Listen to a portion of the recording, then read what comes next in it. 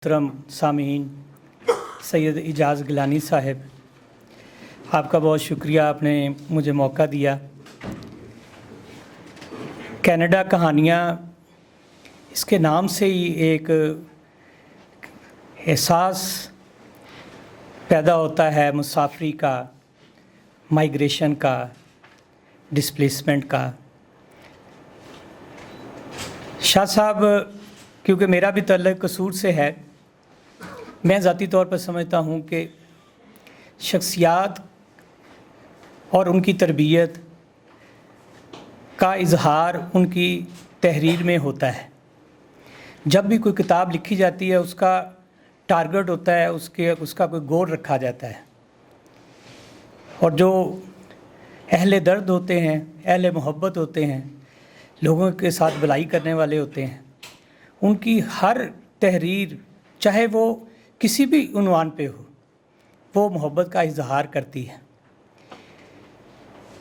तो जब माइग्रेशन होती है, लोग ट्रांसफ़र होते हैं, हमारे जैसे मुल्कों के जो बासी हैं, उनमें से आई थिंक 90% लोग सिर्फ रोज़गार के लिए जाते हैं।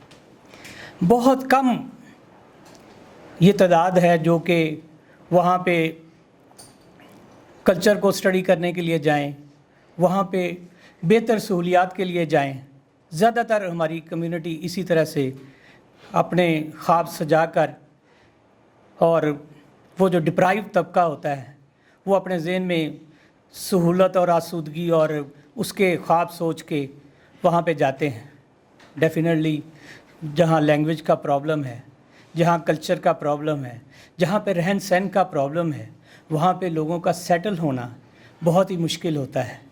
और शाह साहब ने ये जो टॉपिक चुना है, ये पता नहीं कितनी माँओं की दुखती नब्ज़ है, कितनी माएँ जो कि रोज़ सोचती हैं कि मेरा बेटा वहाँ पे पता नहीं किस हाल में होगा, मेरा बेटे की इस वक्त किस पोजीशन पे होगी, अगर उसको बुखार है तो वो किस हालत में होगा।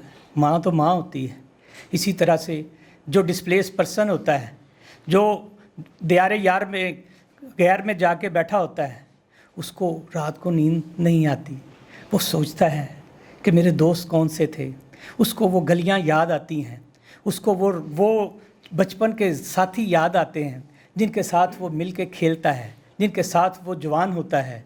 मैं क्योंकि कसूर से तकरीबन 25 साल हो गए लाहौर, मैं भी डिस्प्लेस हुआ। ये तो एक शहर से दूसरे शहर की डिस्प्लेसमेंट है। तो कभी कभी रात को जब सोते हुए गलियां वाकई याद आती हैं कि इन गलियों में मैं फिरता रहा था, वहाँ पे मेरे फ़लाँ दोस्त थे, अब मैं शायद उनको ना मिल सकूं। और उसकी इंतहा क्या होती है? उसकी इंतहा ये होती है कि बंदा ये सोचने पर मजबूर होता है कि या अल्लाह, अगर कल को मुझे मौत आ जाए तो मुझे ऐसा मौका दे दे कि मैं जहाँ पैदा हुआ था उन्हीं दोस्तों में जाके दफन हो जाऊँ।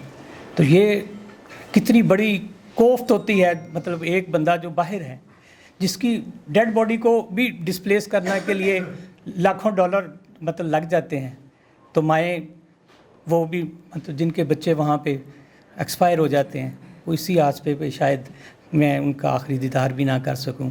तो इतनी तकलीफ़ें हैं। और यकीनन शाह साहब ने कनाडा कहानियों में ये सारी चीज़ों को एड्रेस किया होगा, क्योंकि इनकी पहले बुक्स भी पढ़ी हैं। बहुत अच्छा लिखने वाले हैं, बहुत मोहब्बत से लिखने वाले हैं। मैं इनको मुबारकबाद पेश करता हूँ। आप सब दोस्तों का बहुत शुक्रिया।